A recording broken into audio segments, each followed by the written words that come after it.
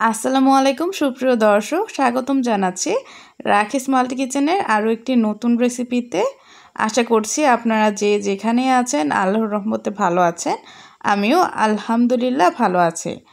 আজকে আমি নুডলস এবং আলু দিয়ে অসম্ভব মজার একটি স্ন্যাক্সের রেসিপি আপনাদের সাথে শেয়ার করব।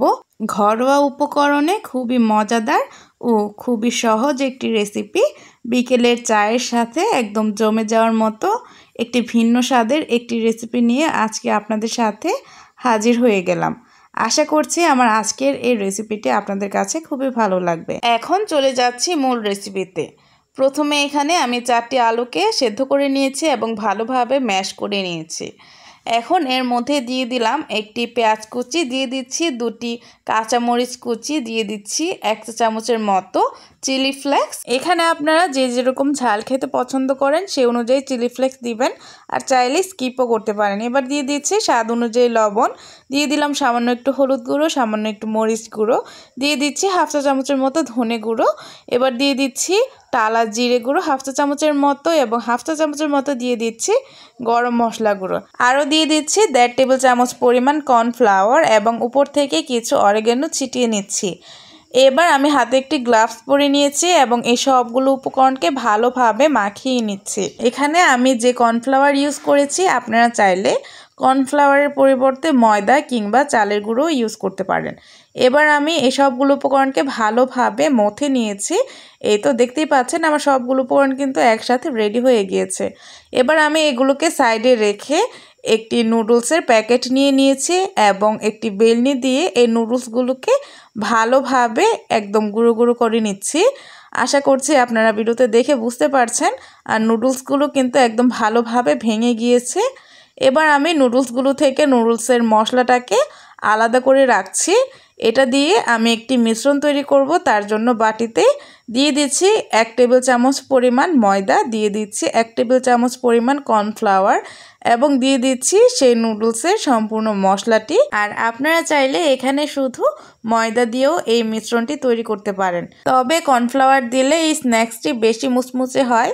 এবার আমি এখানে দিয়ে দিচ্ছি 4 টেবিল চামচ পরিমাণ পানি দিয়ে এই সবগুলো উপকরণকে ভালোভাবে একটি হ্যান্ড উইক্স দিয়ে মিশিয়ে নিব। বাস, আমার এই মিশ্রণটি কিন্তু একদম পারফেক্টলি রেডি। এবার আমি আলুর মিশ্রণটাকে দিয়ে আমার মন পছন্দ অনুযায়ী শেপ দিয়ে দিব। আপনারা আপনাদের পছন্দ মতো শেপ দিয়ে দিবেন। এবার আমি কিছুটা ডো হাতে নিয়ে নিয়েছি এবং গোল করে চেপে চেপে একটু পাতলা করে নিয়েছি, এবং এর মাঝখানে আমি দিয়ে দিচ্ছি কিছু চিজ। আপনারা যদি এখানে চিজ ব্যবহার করতে না চান বা অ্যাভেলেবল না থাকে, সেই ক্ষেত্রে আপনারা শুধু আলুটাকেও সুন্দর করে এরকম ফিঙ্গার শেপ দিয়ে দিতে পারেন, সেগুলো কিন্তু খেতে খুবই ভালো লাগবে। এবার আমি চিজটাকে দিয়ে আলু দিয়ে ভালোভাবে কোট করে নিয়েছি। এখানে খেয়াল রাখতে হবে কোনোভাবে যেন চিজ বের হয়ে না থাকে, তবে কিন্তু আপনাদের এই স্ন্যাক্সের শেপ সুন্দর হবে না।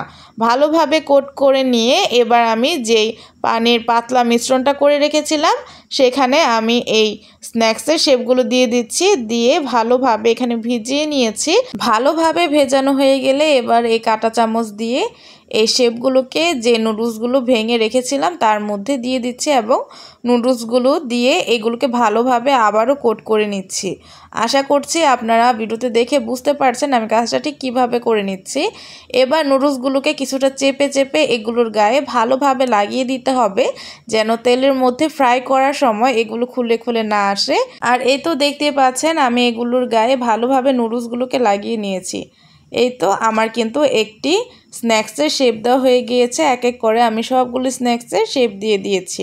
এগুলো কিছুটা ফিঙ্গার আকৃতির করে আমি শেপ দিয়ে দিয়েছি। আপনারা আপনাদের পছন্দ অনুযায়ী শেপ দিয়ে দিবেন। এবার আমি চুলায় একটি প্যান বসিয়ে নিয়েছি এবং এতে পরিমাণ মতো তেল আমি কিছুটা গরম করে নিয়েছি, এবং এর মধ্যে আমি সেই শেপগুলোকে দিয়ে দিচ্ছি। এই স্ন্যাক্সগুলো ভাজার সময় কিন্তু প্রথম পর্যায়ে তেলটাকে ফুটন্ত গরম করা যাবে না। আমি 2 থেকে 3 মিনিট মিডিয়াম হিটে এই তেলটাকে গরম করে রেখেছি। তারপর একদম লো টু মিডিয়াম হিট দিয়ে আমি সম্পূর্ণ স্ন্যাক্সগুলোকে ভেজে নিয়েছি। আর স্ন্যাক্সগুলোকে ভাজতে আমার সময় লেগেছিল মোট 10 থেকে 15 মিনিট। এগুলোকে কিন্তু ডিপ ফ্রাই করে নিয়েছি, তার জন্য কিন্তু খুবই কম সময়ে এগুলো খুবই সুন্দরভাবে ভাজা হয়ে যায়।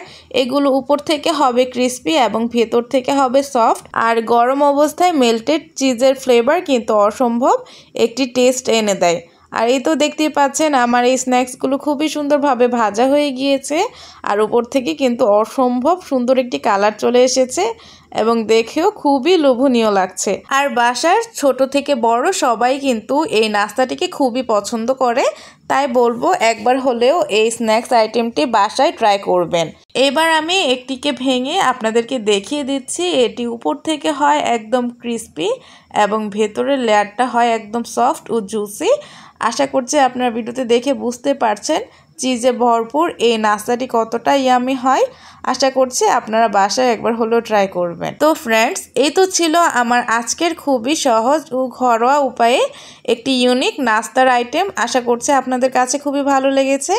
ভালো লাগলে প্লিজ আমার ভিডিওটিকে লাইক কমেন্ট শেয়ার করে দিবেন এবং এরকমই নিত্য নতুন সকল রেসিপির জন্য আমার চ্যানেলটিকে সাবস্ক্রাইব করে রাখবেন এবং আমার চ্যানেলের সকল আপডেট সবার আগে জানার জন্য পাশে থাকা বেল আইকনটিকে প্রেস করে রাখবেন। তো আমি রাখি ইসলাম আজকের মতো বিদায় নিয়ে যাচ্ছি। সবাই ভালো থাকবেন, সুস্থ থাকবেন।